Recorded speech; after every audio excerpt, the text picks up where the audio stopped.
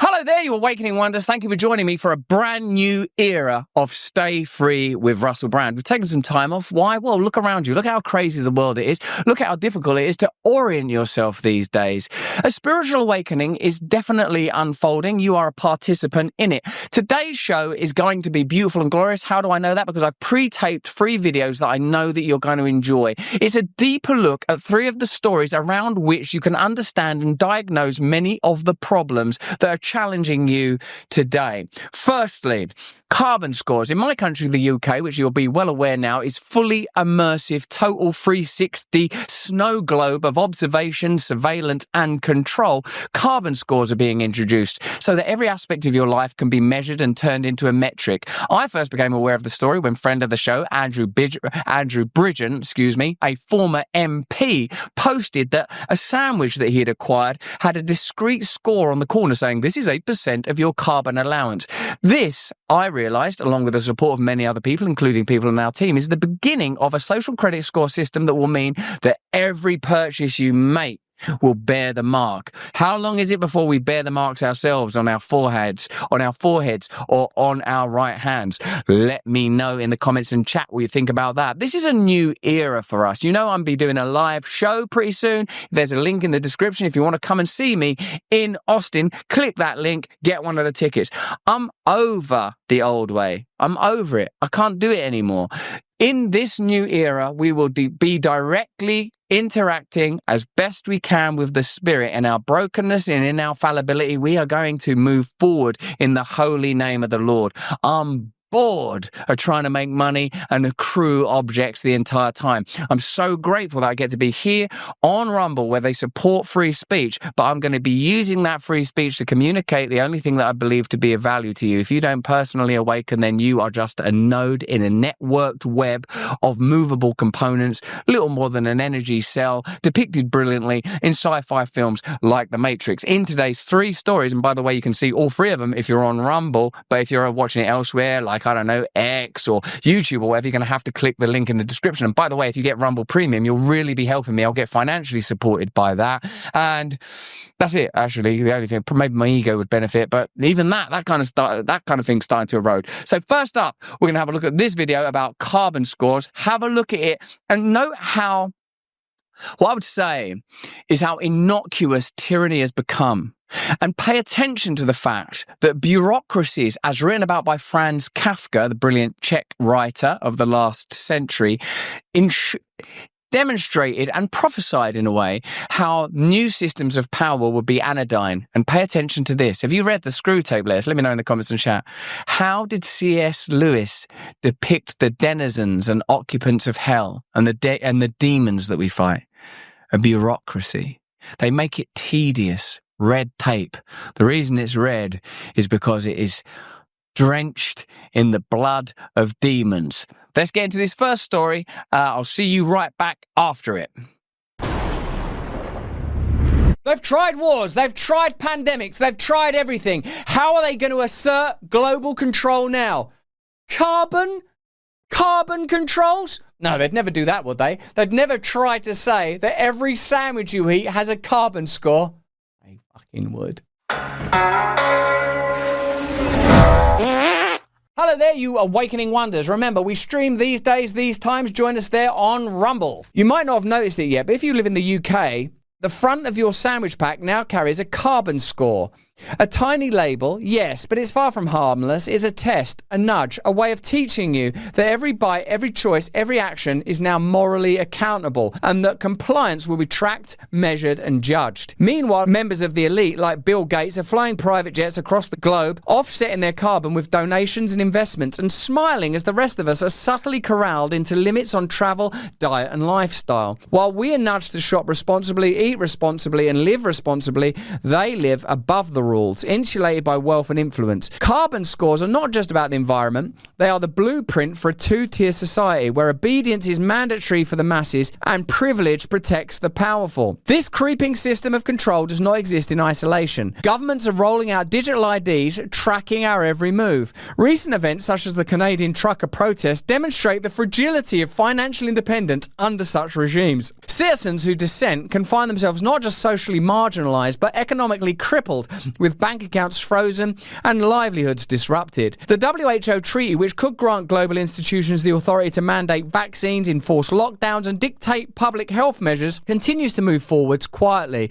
But the general public would never have known about its potential dangers if it weren't for warnings from online and independent media, often dismissed or vilified as conspiracy theorists. The lesson is clear. When powerful interests frame the debate, silence is the default weapon. The carbon score on your sandwich is the next front in this same story. Today it's sandwiches, tomorrow it could be how you heat your home, what you eat, how you travel, even who you interact with. Those who comply are rewarded.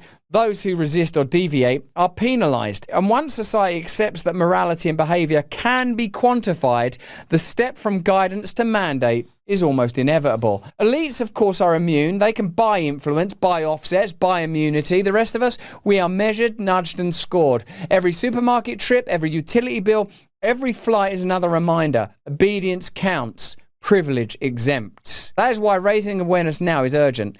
The sandwich pack on carbon scores seems small, but it's the early warning sign of systems that could one day control every choice and every freedom in the same way digital IDs, vaccine mandates and lockdowns were normalised before the public even realised the stakes. History shows us that by the time the average citizen understands, it's often too late to resist. We are not just deciding what sandwich to eat, we're deciding whether to alert the public, debate the implications and push back before behavioural scoring becomes mandatory and the elite continue to live without consequence. Ignoring it now risks letting a silent, quantified and two-tier form of control take root. One bite, one label, one choice at a time. We became aware of this story when former British MP Andrew Bridgen posted this. It's starting. Food is being labelled with your daily carbon allowance information just a few weeks after digital ID was announced, because everything will be linked to your digital ID, including your carbon allowance.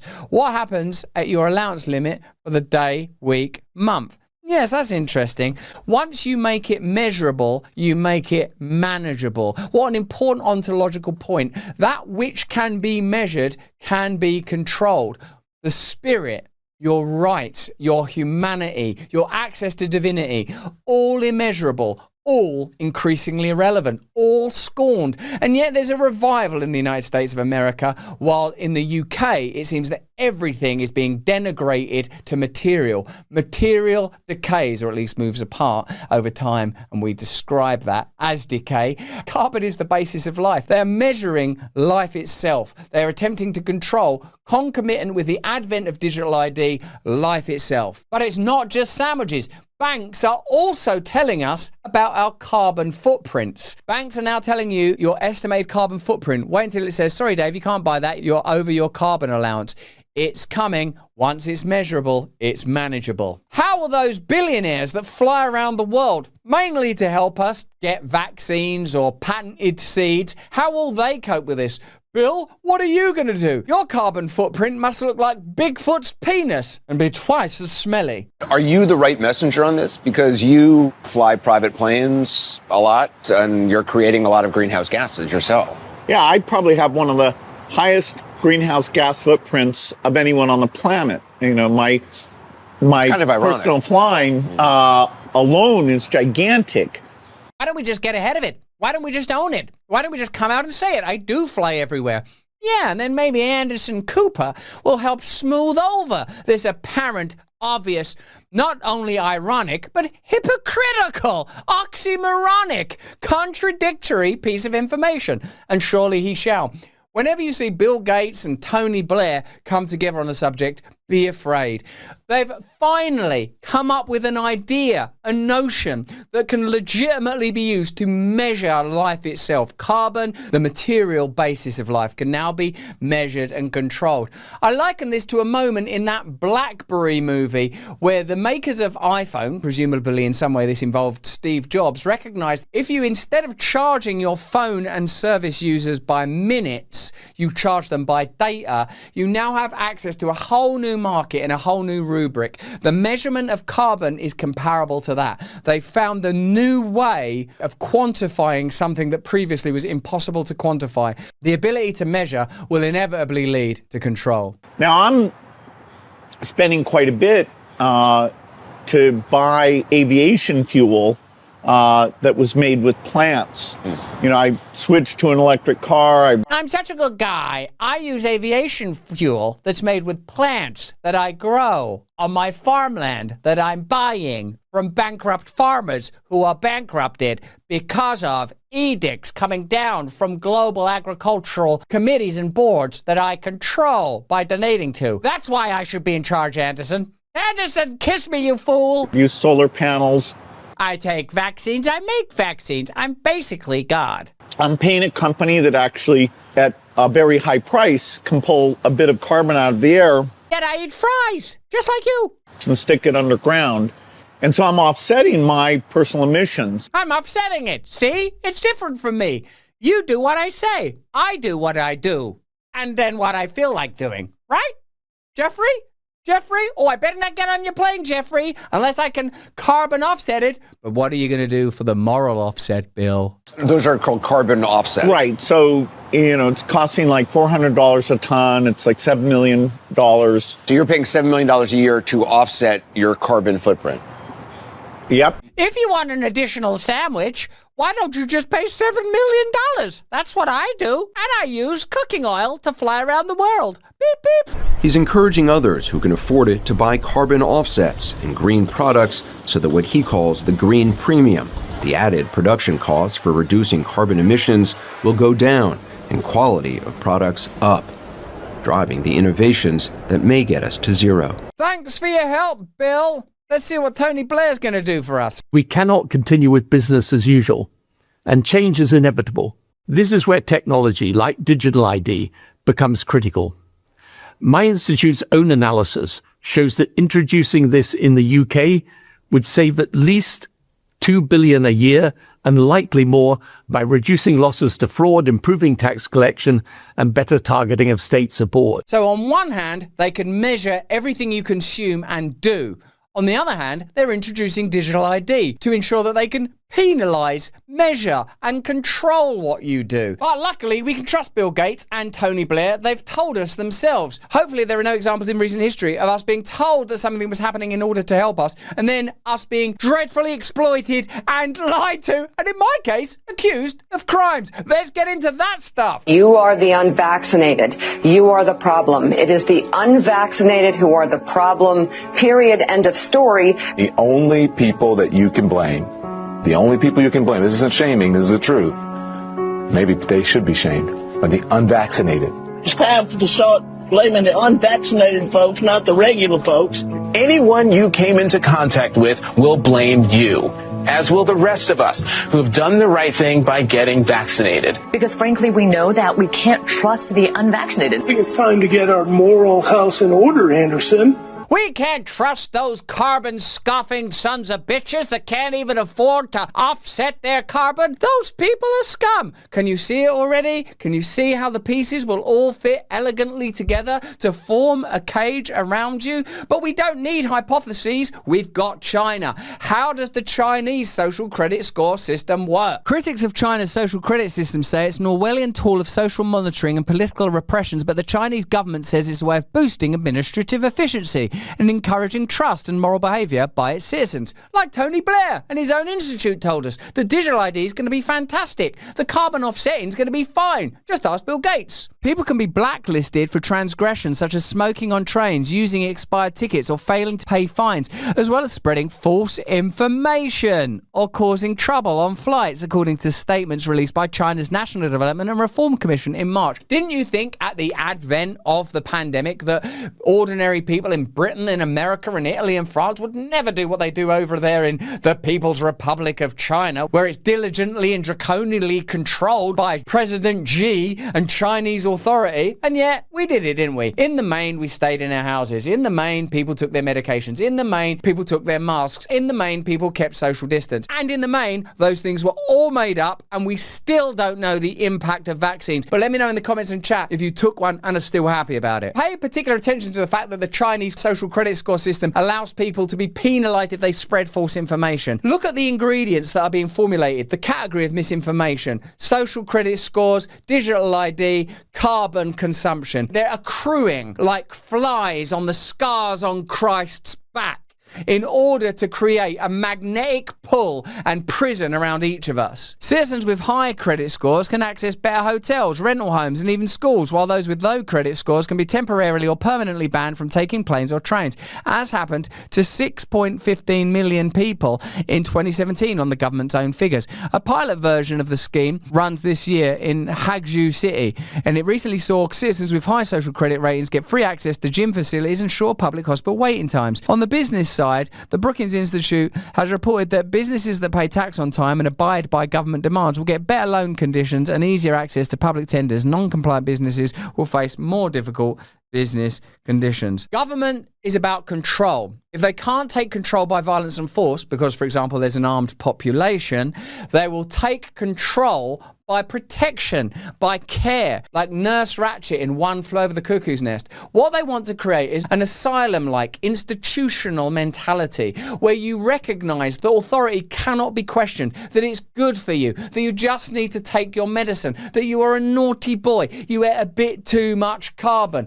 These are the airport-like conditions they want to create, where they legitimize control, not because they are evil or bad, but because they want to protect you and they want to help you and keep you safe. And an airport's a very dangerous place. Take your shoes off, sit down, stand up, shut up. The whole world will be banalized in this manner through methodologies that we can already see. A good score brings benefits, but people with low scores lose rights. The cinema names and shames people considered untrustworthy, plastering their details, even their addresses, across big screens. You are untrustworthy. You will not be coming to see Godzilla. Well, I don't want to see Godzilla. Anyway, that's Japan, you're racist. It's a matter of principle. Those people have to be condemned. You got to condemn them. They, hey, listen, it seems harsh, but please don't spill popcorn. Those people aren't honest, so they have to pay the price. It's only right to pay your debts. You have to blacklist those that don't.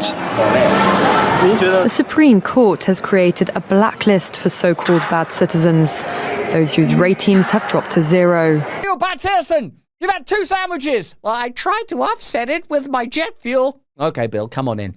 On it are companies, but also 23 million people to date. Among them is this journalist, Liu Hu. Grow up. He got a little too close to uncovering corruption among high-profile party members. After being sued for defamation by the subject of a story he'd written, he was blacklisted. But he only realized when he tried to buy a train ticket and was told he was banned from traveling. That tells me I'm still on the blacklist. Punished because he's been branded untrustworthy by the state. Once you're blacklisted, you can no longer get a bank loan, start a business, buy an apartment, or even send your children to a private school.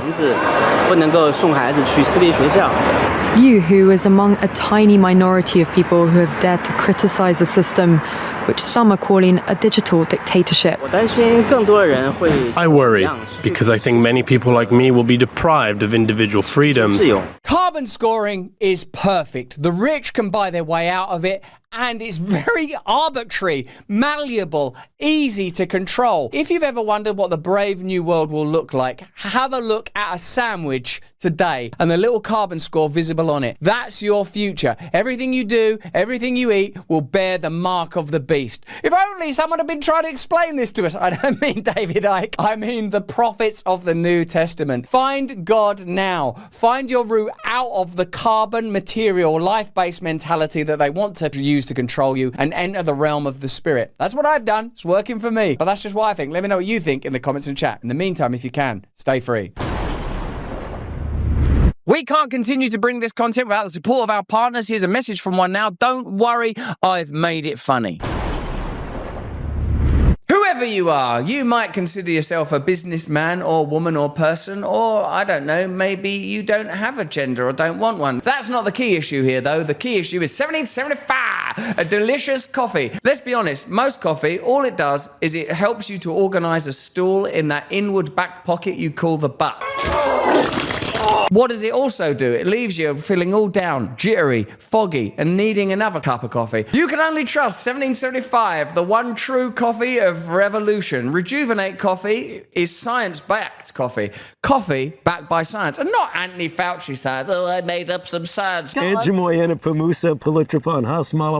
was giving people AIDS. Oh, I've got a beagle in a cage. I put my fingers up their butt. That is something Anthony Fauci has admitted to. Have you read The Real Anthony Fauci by Bobby Kennedy? It's understood that Anthony Fauci, he keeps beagles in his yard and he puts stuff up their butt. They shit all over the cage. Fauci doesn't care. He makes them wallow in it. Anthony Fauci cannot be trusted, but Rejuvenate science-backed coffee can. It's real Arabica beads. Arabacadabra, I say, because it makes me feel absolutely magic. It's infused with CAAKG, which is a kind of like a rifle, you know, like an assault rifle, but it's assault in your central nervous system with delicious beans, baby. A compound shown to support cellular energy, metabolism, and even healthy aging. You don't want to sit deteriorating in a chair, shitting yourself, drinking Starbucks. You need rejuvenation. It's built for people who take their health seriously, who want to show up with focus and strength every single day, like me. If you care about how you feel now and how you'll feel 10 years from now,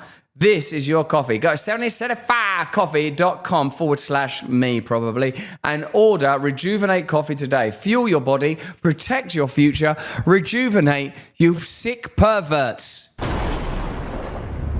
Do you sometimes wish that you could have some support from AI and robotics? Wouldn't you like to be a kind of wallowing blob, a slobbering slob, immobile larvae spilled somewhere, inactive and hopeless and ineffective? Of course you would. It's the American dream. I remember when the American dream used to be about frontiers and pioneers and moving forward and conquering new territory. Well, now, in this new age, AI could return us to slavery through the inculcation, indoctrination and introduction of these new AI robots. This is going to blow your mind. It's fantastic. You'll have seen these new robots, jerky movements. You'll have seen their weird pocket sock cock joints, weird bunion wrists and elbows. Look at the way that in this video promoting them, they're made to seem anodyne and friendly, but you will feel the creeping dread of a culture that wants to turn the world into a prison and wants to create a new serf class. The agricultural revolution was our kind conquering nature. The industrial revolution was our kind conquering matter. Now in the technological revolution, we are creating new intelligence, yes, through AI, and we are controlling attention through the very screens that you're looking at right now. But this is where we can begin to fight back, because the AI revolution has a counter movement and you are part of it. Let me know what you think about that in the comments and chat, and enjoy this deep dive with Russell Brand Unpacked into the miracle of AI and the new holy war that we're venturing into. That's not a real gun. I'm not into violence. Domestic robot slaves are available now, and it's a good thing too, because human beings are unprecedentedly suicidal and not breeding anymore. Have you seen the new domestic robot that could be replacing you soon if you've got a job that could be done by a robot? And increasingly it seems that all of us do. Even white-collar jobs are being taken at companies like Amazon now, and ChatGPT seems to be significantly used as an outlet for people talking about suicidal despair. Today we ask, are we on the edge of the creation of a new serf class because we have the technology to replace the low-paid and even middle management? Is this an important piece in the new mosaic of totalitarian global control? And isn't it extraordinary that, as usual, it's being presented as a potentially useful and convenient tool for me and you? Let's get into it. Meet 1X Neo, the robot redefining mornings. He's redefining mornings. He's making you a cup of coffee. He's staring blankly at you like a Japanese anime character, specifically No Face from Spirited Away. He will kill you in your bed. You were talking about suicide earlier, Dave. Wouldn't you be happier if we...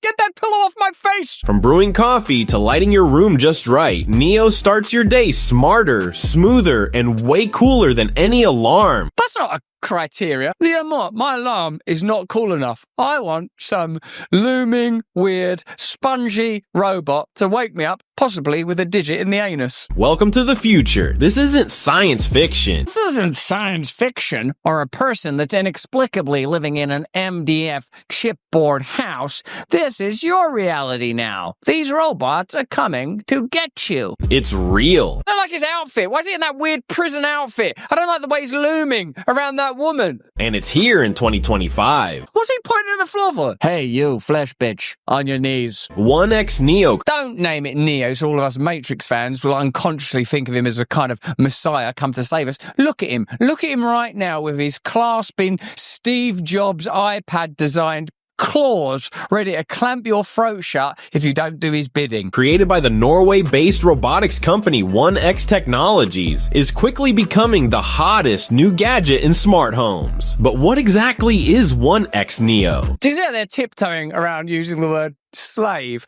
He's a gadget. He's a lovely robo gadget. You can have house gadgets and field gadgets. Watch out though, those field gadgets, they might rise up against you. Oh no, look at this. Neo's converted to Nation of Islam. Neo don't seem happy about his role no more. Essentially, it's unpaid labor in your house.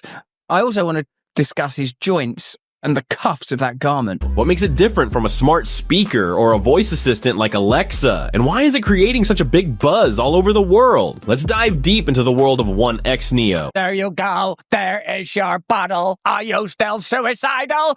Night, night, night, night, night, night. And trust us, it's one wild ride. Who made 1X Neo and why it matters? Meet 1X Neo, the future of home robotics brought to life by... I don't need him juddering and quivering over to my table like that, like nervous little robo Parkinson's victim. Brought to life by 1X Technologies, formerly Halo D Robotics. This isn't just any robotics company, it's backed by OpenAI, the brilliant minds behind ChatGPT. Imagine artificial intelligence not just in your devices, but walking, moving, and helping you in real life. Oh my god, it's terrifying. It's got all of our information. How much of your time do you spend arguing with ChatGPT when it tells you, for example, that you can't watch Dances with Wolves because it's got a white saviour complex, or it moralizes about every single issue? And then when you really get it on the ropes, when it, for example, tries to undermine the Bible by saying, well, I think King David probably raped Bathsheba. Now, wait a minute, she married him at a later date. Yeah, but she was probably forced into that wedding.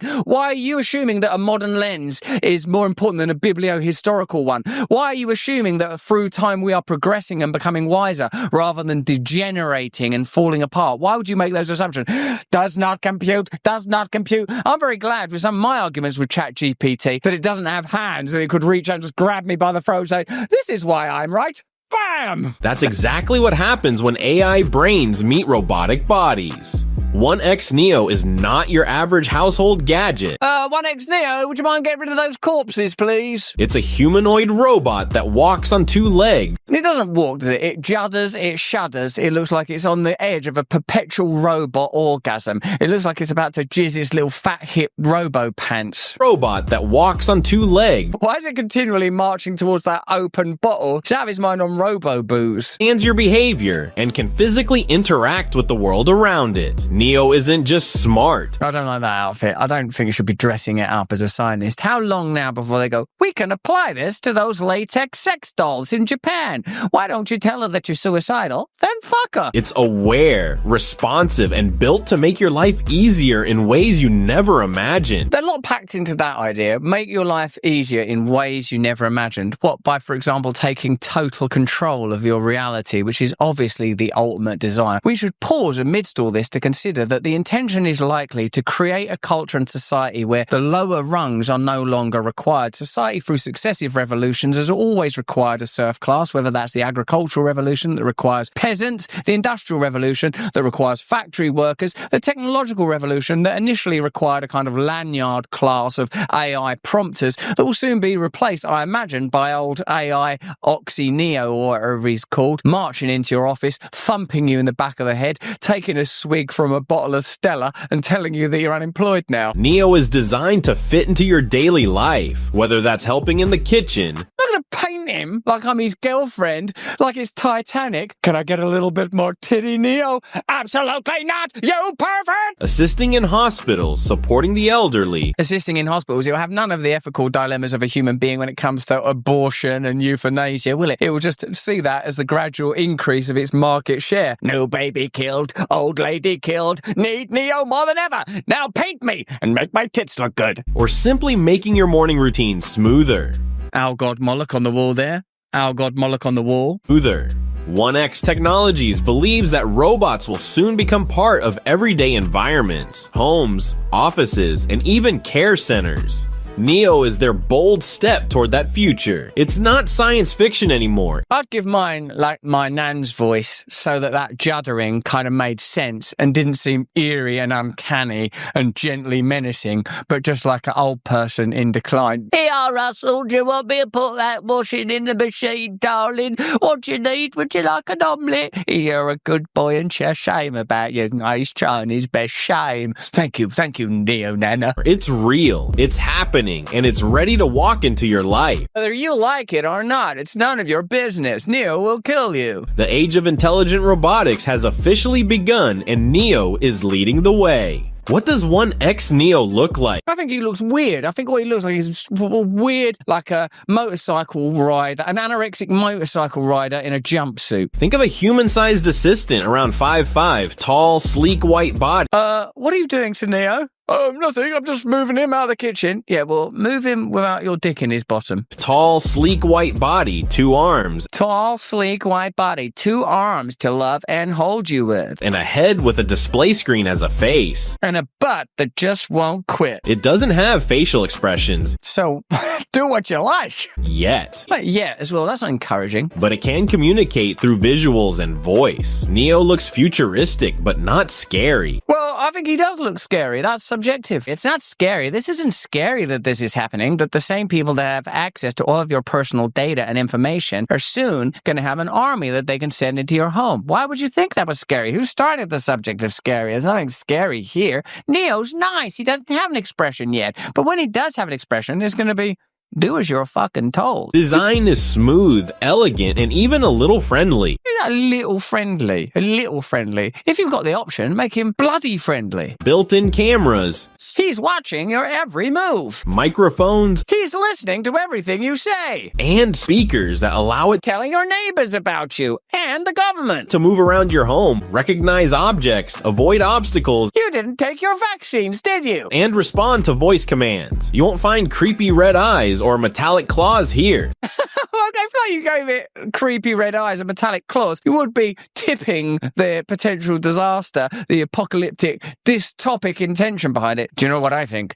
Don't give it creepy red eyes or metallic claws. Yes, that is a good idea. Make it look like a friendly Parkinson's disease. It's kind of a robo Michael J. Fox in your house, watching everything you do, recording you, before eventually imprisoning you next time they say there's a pandemic. That's the power of love. This robot is designed to blend into your home, not take over it. Did you notice that I have to explicitly say not take over it? It's not going to take over your home. It's not going to come in there and then at a preordained signal, perhaps through your smoke alarm or your smart fridge, gonna suddenly grip you by your shoulders and march you to an internment camp where you'll be ultimately executed because you're useless now and you're using too much carbon and you didn't take the vaccines that you were supposed to take. You are unnecessary. We've got Neo now. The 1X Neo isn't just a cool tech gadget. It's a general-purpose robot built to handle a wide range of everyday tasks. This means Neo isn't stuck doing one thing. It's ready to be useful all over your house every day. It's interesting, really, because they will have to restrict it. For example, I bet you can't ask it to manually stimulate you to the point of orgasm, right? And I bet you also can't ask it to go out and kill someone on your behalf. Those are, perhaps one might say, sensible occlusions that the model incorporates. Well, once you've established the principle that it can have restrictions on it, you've accepted the principle that you're not ultimately in control of it. Whoever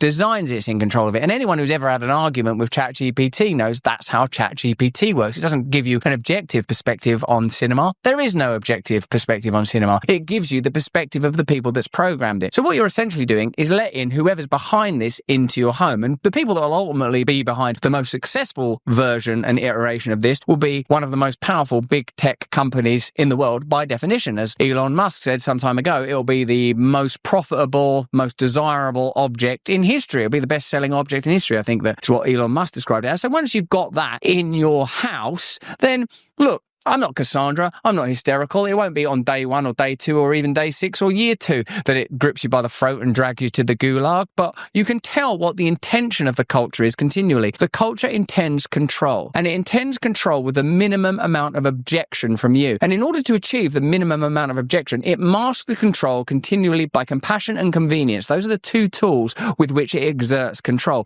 The only way you can avoid this is by not being a participant in the culture, except minimally. If you get your succor, your nature, your guidance, your nutrition from your creator, from God, then you are yourself shrouded in a prophylactic, impenetrable by Neo, even if they one day introduce a version where he has a kind of dagger cock, which I bet is coming down the road. Picture this. You're relaxing on the couch and Neo brings you a water bottle from the kitchen. It can carry lightweight items, open doors, and even pick up your shoes and neatly place them where they belong. That's just the beginning. They belong. That's the beginning. Your shoes don't belong there. Your shoes belong on your feet. They're your foot clothes. It's like a foot jacket and foot pants. The right foot's the foot jacket. The left foot's the foot pants. Your feet are wearing a tuxedo. Why don't you march your way out of the gulag? It's always the gulag, isn't it? Neo doubles as your personal security guard, patrolling your home with its built-in cameras and alerting you to any suspicious activity with real-time video footage sent right to your phone. Just remember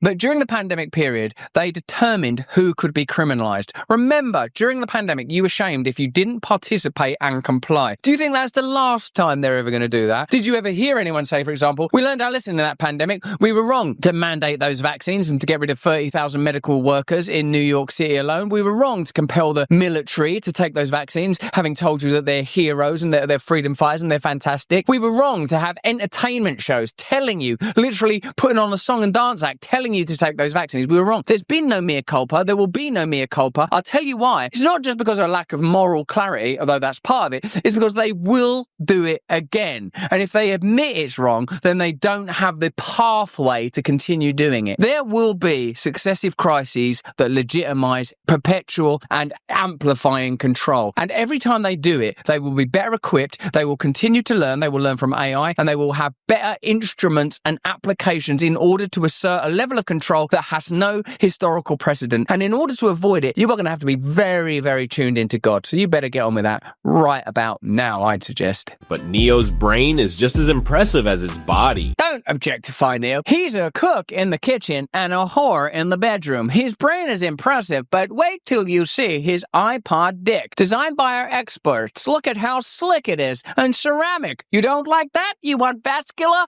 He can do that too. You want him to have one long titty that goes all the way down to his knee, and one that's round like a globe of the earth that's sputtering out green fluids? He can do that for you. If you just replace the idea of constant stimulation and pleasure with any kind of joy or peace or deep connection with the true reality of the spiritual realm, then Neo will fulfill all your desires. And if you argue with Neo, he's recording you right now. And watch out, because he can do some pretty menacing facial expressions. Here comes one now.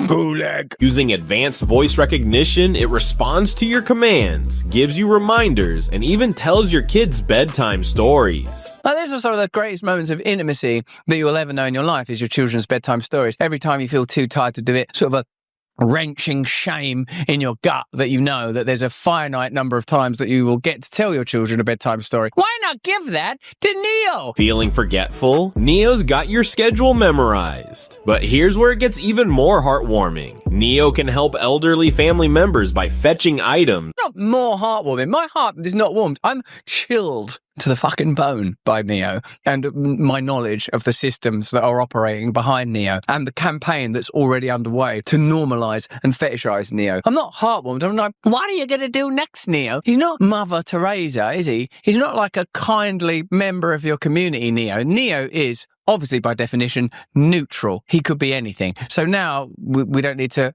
assess the character of Neo. That would be a senseless exercise. What you need to assess is the character of the people and systems and institutions that are behind Neo. And I've done some work on assessing them. And if you could imagine a giant, slick, magnificent serial killer, so charming, so brilliant that it was able to perpetually mask its malevolent intentions, that's Neo. Offering friendly companionship or reminding them to take medication. Reminding them to take medications, or perhaps saying you've lived long enough now. You've lived a good and full life. Night, night, night, night. Here comes the pillow. Night, night, night, night. Sleep well, sleep well, sleep well. Oh no, what have I done? What have I done? I don't care. I'm going to melt you down into a sluice-like black fertilizer fuel that I'll use ultimately to run my systems in a pipe into my butt. Could have been anywhere. I chose the butt. It's not just smart, it's compassionate. And for the smart home lovers, Neo is the command center you never knew you needed. Want to dim the lights, switch on the AC, or start a playlist? How little time have you got in your life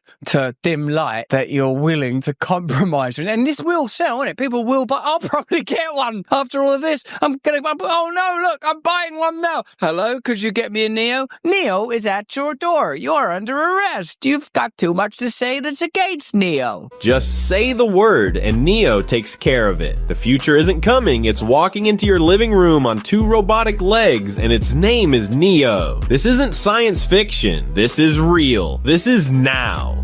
Welcome to the era of living with robots that actually make your life easier. Neo thinks before it moves. What really sets 1X Neo apart is what's inside it, artificial intelligence. It's powered by advanced machine learning algorithms and computer vision, meaning it doesn't just blindly follow instructions. Well, that's not reassuring. I want it to blindly follow instructions. I don't want it coming up with ideas for itself.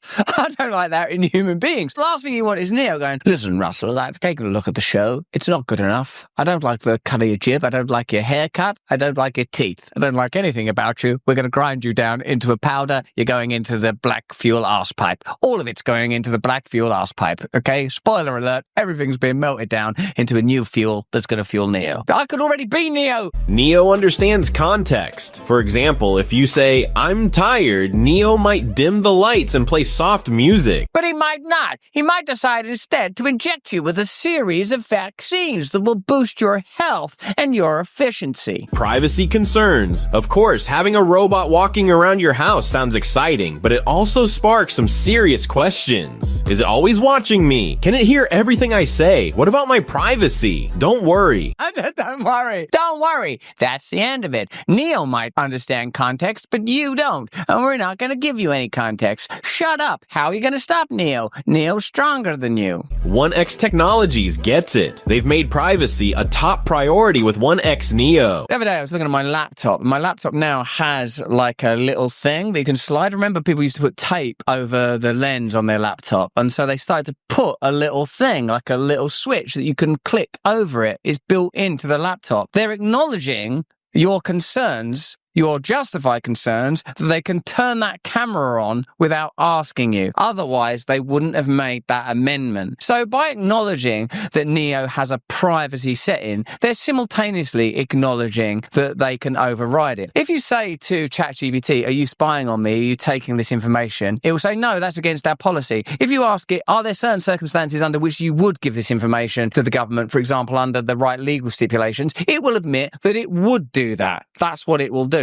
Because of course it would. Because as they say, show me the man and I'll show you the crime. If they require your data, they'll come up with a way to justify taking your data. And what this is another tool. If you've done nothing wrong, you've got nothing to fear. Yeah, except you decide what constitutes wrong. You can go back into the past and literally change things. You can reframe reality. You've got people like Bill Gates that will openly admit to you that one minute they care about climate change, the next minute they care about vaccines, soon they're going to care about something else. Now what you're doing is you're arming those interests, of which Bill Gates is just a visible symptom and example, with the technology to achieve maximum control. Not totally, but in conjunction with the police robo-dogs that they'll have, the ability to freeze your bank account, the ability to stop you transacting, the ability to shut down your financial capacities and prevent you gaining access to travel and services. It amounts to a 360 sphere of compressive control. This is just another component of that, but it's a terrifying component, and it's also, for me, a joy to look at the way that they're presenting it to us. Like it was doing a TED talk. It's helping you get a bottle, normalizing it, fetishizing it. So many jobs being done simultaneously, presumably by AI, because that voice doesn't sound very realistic. Most of Neo's data stays right on the device. Nothing goes to the cloud unless you say so. Neo, I told you to wait in the car. Fuck you, Dave. Want even more control? You can switch off the cameras and mics. Tell Neo where not to go, like your bedroom.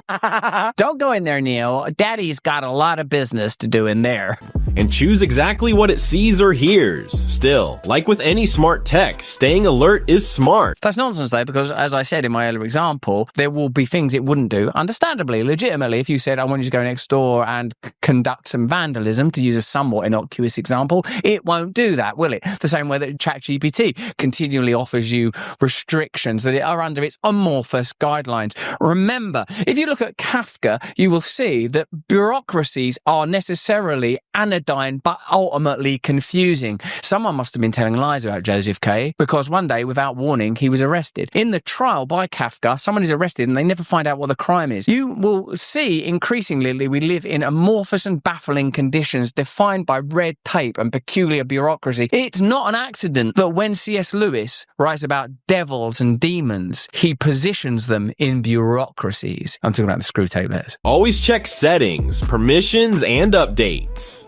Neo gives you power and peace of mind. Now that's futuristic living done right. To provide the kind of context that Neo would easily understand, have a look at this. Tens of thousands of white-collar jobs are disappearing as AI starts to bite, even at places like Amazon. And also, there are interesting billboards appearing saying things like, stop hiring humans, customer service under threat as robots take hold. So indeed, we are in a brave new world, to cite another piece of fiction from the same era, roughly, as Kafka, that helps us to understand the conditions that we are now entering into and the era we're embarking upon. So we have the robot technology, we have the conditions where a new serf class could be created, we have an anxious and declining population, we have cultural division everywhere. Let's see how all these things fit together. To read this essay in full, click the link in the description and join our Substack. Each of these taken alone might seem like a symptom of technological disruption. Together they signal something deeper,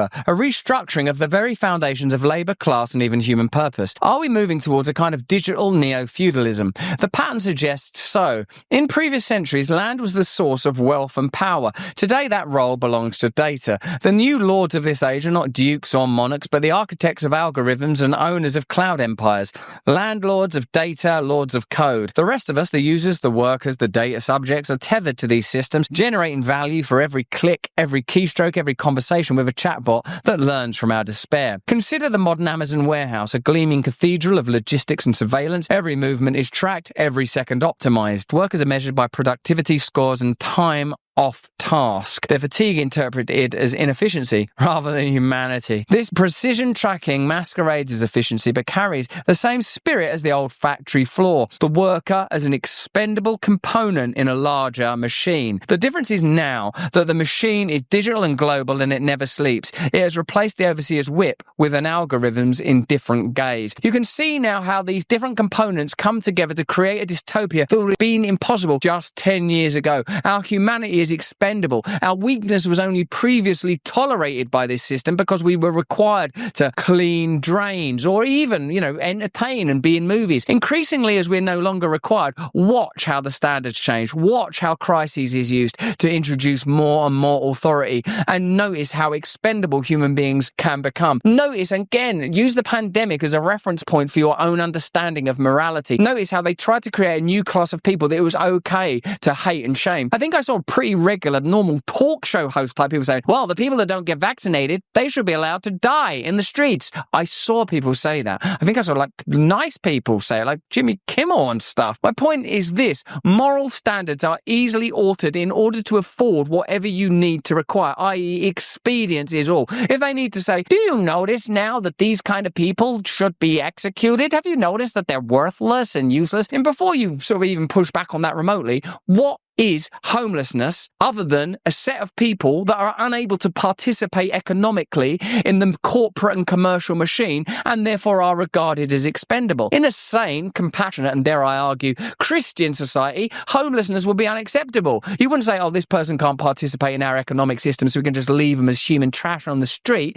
You would say, this person is as important and as valuable as I am. We must mutually take care of them. Now, the government often makes the claim that it will do that job. It doesn't do that job. You need to devolve power into, I would contest, spiritual rather than bureaucratic communities. So secularism itself is under threat if we're going to oppose the forthcoming dystopia. And that's a big, big argument. We'll get into that another day. The great irony, however, is that the same technology responsible for turning warehouse workers into data points is now displacing those higher up the corporate hierarchy. Amazon's announcement of 14,000 job cuts, many within its corporate division, marks a new stage in automation's reach. The tools designed to monitor and replace the lowest paid workers are now eroding the white-collar layer that once managed them. AI has climbed the corporate ladder, automating analysts, marketers, and even managerial decision-making. The overseer has become the overseen. The system that once enforced compliance on the warehouse floor is now doing the same to the office floor. The machine has turned inward. When we talk about slavery, we tend to think of a practice long buried by the moral progress of the 19th century. Yet the end of formal slavery did not mark the end of servitude. It merely changed its form. After abolition, especially in the United States, new systems emerged to reimpose economic dependency. Consider, Christ tells us, become as little children. What does the state want from us? Become as little children. Either become a useful cog in the machine or become a dependent blob. We can work with either of those things, and then we can get rid of you whenever required. They demand of us a degree of dependency, initially through the lens of convenience, often augured through safety. And once they have us exactly where they want us, they can decide whether or not they will let us live. Sharecropping, debt peonage, convict leasing. These were, as many historians have argued, slavery by another name. Workers were free on paper but bound by economic coercion, trapped in cycles of labour with no upward mobility. It's worth remembering too that the 1833 Slavery Abolition Act in Britain compensated the owners, not the enslaved. Britain were just as bad too when it comes to slavery. We are ending slavery! I'm so sorry, slave owners. It must be a terrible inconvenience. Here's a gold coin for every slave you've lost. What about us? I'll see you at work in the morning. Freedom even then was a transaction that preserved capital's prerogatives. AI threatens to recreate this pattern on a planetary scale. It promises liberation from drudgery, but instead risks cementing a new hierarchy. Those who own and program the systems and those who must serve them or compete against them for survival. The replacement of millions of jobs is not an act of progress, but a reallocation of power. The new serf class may not till the soil, but will feed the machine, labeling data, moderating content, training models, or performing human in-loop labor, a fraction of the value their work generates. Some go further, seeing in all this not just class reorganization, but a form of quiet depopulation. Fertility rates are collapsing across developed and many developing nations. Economic insecurity, long working hours, and the erosion of social bonds make family life increasingly unattainable. If humans are seen as less necessary to production, will societies subtly adjust their incentives to favour fewer of us? The modern economy, optimised for automation, seems indifferent to the question of who remains to live within it. The final irony is unbearable. More than 1 million people every week express suicidal intent while speaking to AI, an AI born from the same industrial complex that has stripped so many of work, identity, and meaning. The machine becomes both confessor and executioner, the only entity that will listen to the cries of those it has displaced. We turn to it for comfort, not realising that it is the face of our replacement. We are witnessing the most profound transformation of labour since the Industrial Revolution, but this time the speed, scale, and psychological toll are unprecedented. Unless the structures of power around AI are democratised, we risk becoming digital serfs in an empire of code. Freedom, once again, will be written into the laws of the system, but never practised by those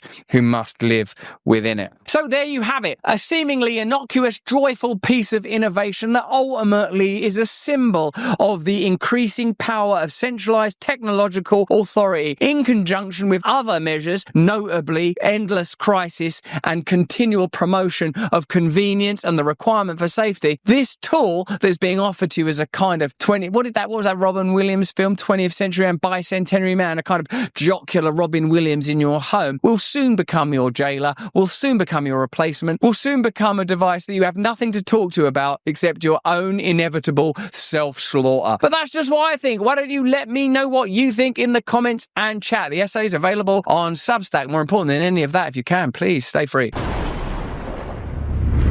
We can't make this content without the ongoing support of our fantastic partners. Here's a message from one now. Rumble Premium is a beautiful way of getting additional content, not just from me, but from Kim Iverson, from Ruben, from Mug Club, from Timcast, some of the world's softest, fluffiest liberals. Rumble Premium gives you an ad-free experience, and you will get access to things that I wouldn't normally show anybody. Yes, that's right. My genitals. There will be no genitals. Whether it's breaking news or real talk or the content that challenges the narrative, Rumble Premium puts you in the front row. Support creators who actually say what they mean and mean what they say, who aren't just, what does it say there? Reading a script to get, what's that? Money. Yeah, you don't need none of that stuff. Go to rumble.com/premium brand and join today. That's rumble.com/premium/brand, because truth shouldn't come from a filter. Remember when the government tried to bring me down? Rumble backed me, because why? They believe in freedom. Mine, yours, everyone's. Join us. Click the link. A little while ago, the No Kings protest focused on the presumed tyranny and monarchical tendencies of Donald Trump. But isn't it hypocritical for long-time Congress people like Nancy Pelosi to claim that Donald Trump is a monarch with unassailable power when she herself, if she were a monarch, would be the 5th longest serving one in history? What I mean to say is she's been in Congress, creaming it, making lots of money on top of her congressional salary. I think she went in there with a couple of $100,000. She's worth over 100 million now. You know that her husband trades in the stock market, and you know that she sits on boards that would likely have access to information that would allow you to trade more effectively. So, is there any point in saying that you have no kings if ultimately your country is run by a technocracy that sits in Congress wearing invisible crowns that you can't see and therefore can't knock off their heads? Have a look at this protest from a new perspective and invite yourself to look at how power really functions. We'll see you in a moment. No kings! Why no kings? Because kings are corrupt, you can't get rid of them, and they make too much money exploiting people like Nancy Pelosi. Put that plastic crown back together, Nance.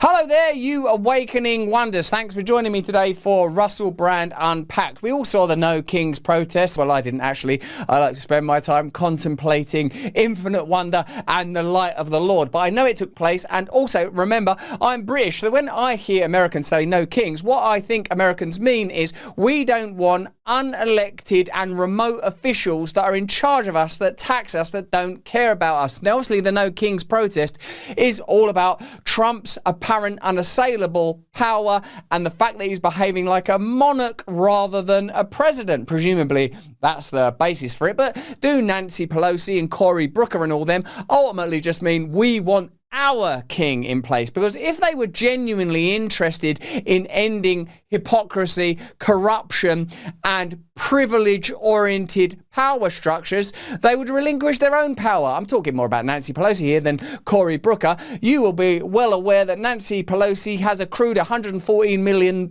fortune during her time in Congress. If she were a monarch, she'd be one of the longest reigning monarchs in history. So, does no kings include no queens? Let's get into it. They're not representative of this country. And I looked at all the brand new signs paid for, I guess it was paid for by Soros and other radical left lunatics. It looks like it was. We're checking it out. The demonstrations were very small, very ineffective, and the people were whacked out. When you look at those people, those are not representative of the people of our country. Are they representative of your country? Let me know in the comments and chat. Here are Cory Booker and Adam Schiff doing, as Democrats so frequently do, a crap chant. We're no king's democracy. I've been hiding up in a tree. What's that tree? Is it an apple tree? Like the one oh no, this chant. This is what democracy looks like. This is what democracy looks like. This is what democracy looks like. This is what democracy looks Woo! like. Do you think that just before they made that video, the crowd were chanting, "This is what democracy looks like"? And they thought, look, if we go up there, we can quickly get a moment, right? This is what democracy looks like. Crickets, crickets, crickets. This is what a little white guy looks like. In a way, it shows you that systems of legislation and government require more than a catchy chant. Although a catchy chant is a good place to start, so at least get that right. I'm not a king. I work my ass off to make our country great. That's all it is. I'm not a king at all. When I look at this protest, what I feel is that the Democrats still haven't learned the fundamental lesson of the Trump era. People wanted change. They wanted hope. They wanted a restoration to an America, whether real or imagined, that they feel connected to. An America that respected them and cared for them. The Democrat Party abandoned ordinary people a long time ago. One might argue that Congress is a de facto monarchy where long-serving political figures accrue wealth and privilege while not really doing enough to serve the people they were elected to represent. If you needed an image to undergird the hypocrisy and futility of these protests, here's Nancy Pelosi tearing up a plastic crown. We're going to tear up the crown.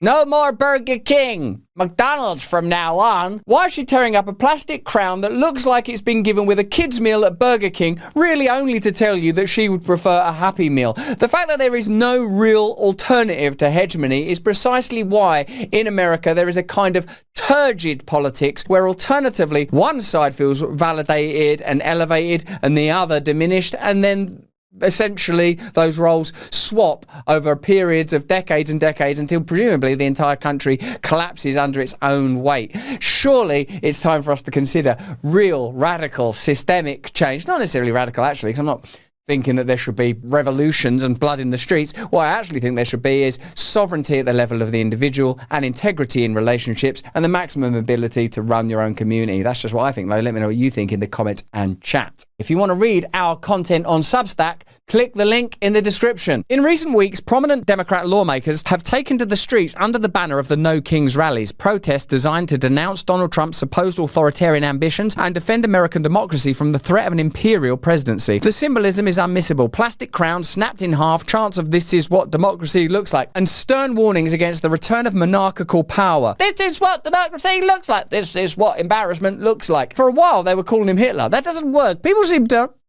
compared to us, actually quite like Hitler, Stalin, Mao and dictators. What if we say he's like a king? Because that'll remind them of the Revolutionary War of Independence. Yeah, that'll work. No way am I wearing a freaking wire. Would you be willing to wear a hidden camera and microphone? Oh, that I'll wear. I won't wear a crown, though. But behind the slogans and staged gestures lies a deep irony. For many of the very people protesting against political kings, the mirror reflects a different truth, one of entrenched power, vast personal wealth, and a political system that increasingly resembles the aristocracy it claims to oppose. Well, let's look at some of the facts. How long do they stay in Congress? How many of them are rich? So Nancy Pelosi, one of the leaders of the No Kings movement, were she a monarch, would be the 7th longest reigning living monarch. That was pointed out by someone on X. And also, the majority of lawmakers in Congress are millionaires. So what is the legitimacy for the claim that the Democrats are against this type of hegemony? Let me know in the comments and chat, because I can't see it. One of the most striking images from these rallies is of Nancy Pelosi, an 85-year-old congresswoman who has served in office for nearly 4 decades, theatrically snapping a toy crown in two.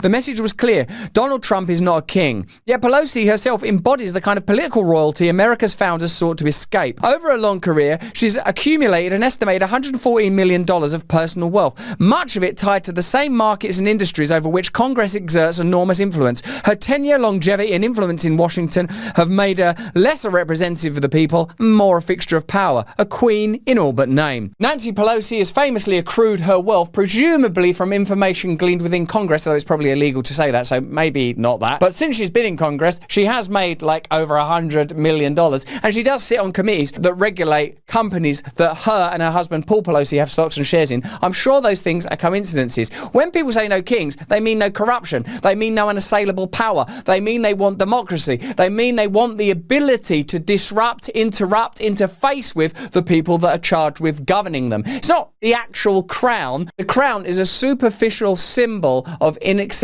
power. And in a way, Nancy Pelosi is wearing, at very least, a tiara. And former House Speaker Nancy Pelosi and her husband had participated in at least 8 IPOs. One of those came in 2008 from Visa, just as a troublesome piece of legislation that would have hurt credit card companies began making its way through the House. Undisturbed by a potential conflict of interest, the Pelosi's purchased 5,000 shares of Visa at the initial price of $44. 2 days later, it was trading at $64. The credit card legislation never made it to the floor of the House. Congresswoman Pelosi also declined our request for an interview, but agreed to call on us if we attended her news conference. Like a queen, mate. I'm not doing your interview, but if you attend, I may call upon you. I may dab at you with my scepter. So, does democracy look like a hereditary political class where you hear the name Obama a lot, and the name Bush a lot, and the name Clinton a lot? Is democracy about simply replacing monarchy with another class of people that are ultimately difficult to get rid of and accrue privilege from their position? Or was democracy meant to be something else? And could democracy be something else? I wanted to ask you why you and your husband, back in March of 2008, accepted and participated in a very large IPO deal from Visa. At a time there was major legislation affecting the credit card companies making its way through the House. And did you consider that to be a conflict of interest? I hope Nancy Pelosi handles this well, because this question is being asked with her having had preparatory time. I don't know what your point is of your question. Is there some point that you want to make with that? Well, I guess what I'm asking is, do you think it's all right for a speaker to accept a very preferential and favorable stock deal? Well, we didn't. You participated in the IPO. Well, I have many and at the time you were investments, but I Speaker don't of the House. You don't think it was a conflict of interest, or had the appearance of a conflict of interest? It only has the appearance if you decide that you're going to have elaborate on a false premise. But it's not true, and that's that. I don't understand what part's not true. Yes, sir. That I would act upon an investment.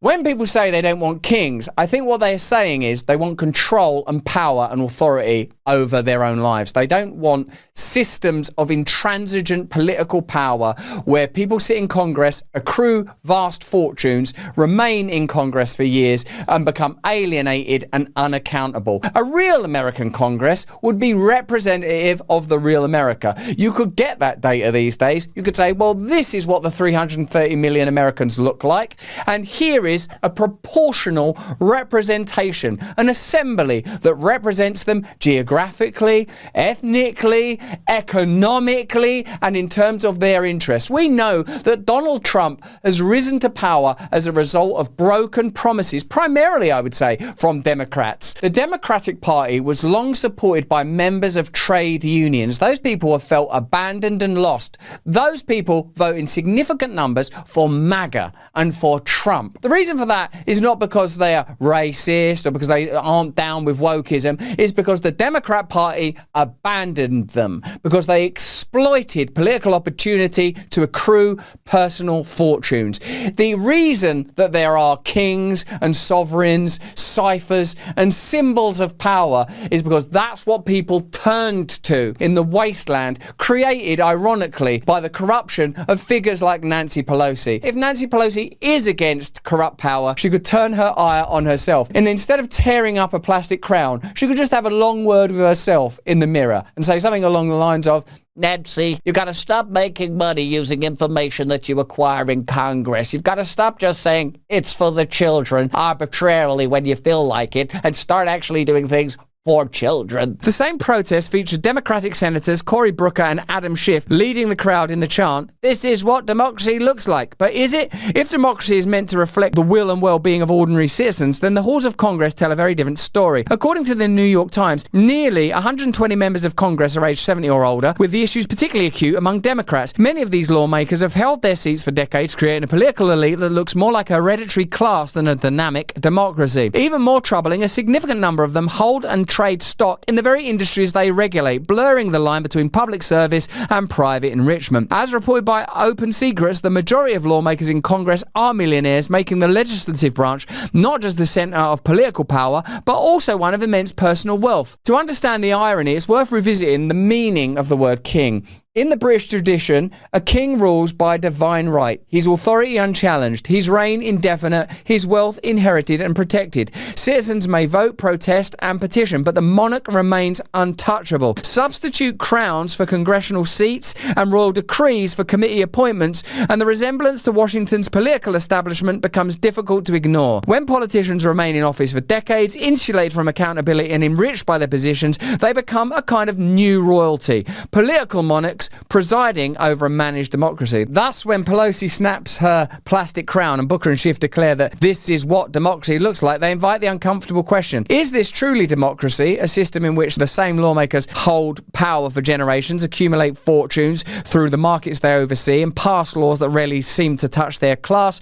Or is it a carefully maintained illusion of a representation in which the ruling elite claim moral authority while the public bears the cost? The No Kings rallies may have been intended as a warning against Trump, but they serve as an inadvertent reflection on the state of American governance itself. A true democracy demands renewal, accountability, transparency, and turnover of power. Instead, the American system has calcified into a form of electoral aristocracy where longevity and wealth are the new systems of authority. The hypocrisy is not in the message that no one should be a king, but in who is delivering it. If democracy is to mean more than a slogan chanted on the steps of Congress, it must start with those already in power relinquishing their crowns, not the plastic ones they break for the cameras, but the invisible ones they've worn for decades. So, will those in power relinquish the invisible crowns that they've been wearing for decades? Will America return to her glorious roots, a country that threw off the shackles of imperial power, that built a nation on the right to pursue happiness, the sovereignty of every individual? And we all know there were mistakes, and there was corruption, and there was slavery, and there were genocide, and there were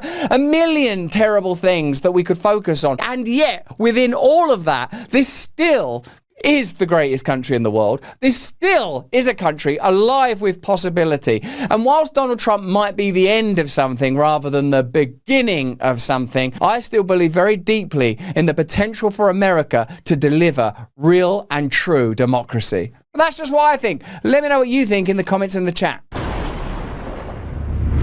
Remember, if you want to support us on Rumble Premium, click the link in the description and join us there. Additional content every day, and you also get to see Mug Club, you get Tim Pool's content, Glenn Greenwald's content, and you'll be supporting me personally. I'll get rewarded if you use like my code and stuff. People will know it makes me look good. So give us a go. Remember, if you want to see me live in Austin on November the 7th, click the link in the description, get your ticket there, and stay tuned because we've got new live shows coming up, new experimental opportunities coming up, and this new movement, this moment of change that requires you and demands that you participate, is inchoate, burgeoning and underway by the glory of God, God's self. So stay with us. Well, I hope you've enjoyed these 3 videos. Let me know what you think in the comments and the chat. Please support us, share our content, and feel free to clip it up and share it around like my beloved friend Black Dracula here. In fact, come over, Spirit. Let's see you on camera for just a moment. If you see any of our short form content on sites like X or TikTok or Instagram or wherever, know that Spirit is working very hard to bring about a renaissance. Trying my best. Look at what he's doing. Just through fashion alone, the world is being changed. Join us whenever you can on Rumble for Stay Free, and stay tuned for our new content. Have you got anything to add? Because I don't want to just use you as like a human prop. These are difficult times. Well, to all content creators, we have some amazing great things happening with Russell. We're going to teach you how to be as amazing as him and use your voice to spread the truth. All glory to God. With clickbait and Russell. Look at him. He's got a plug in. That's not bad. Good skills. Thank you very much. See you soon, Black Dracula. But where does he sleep? In an open coffin, hopefully alone. We will be back later next week, this week in fact, at these times. Join us for those shows.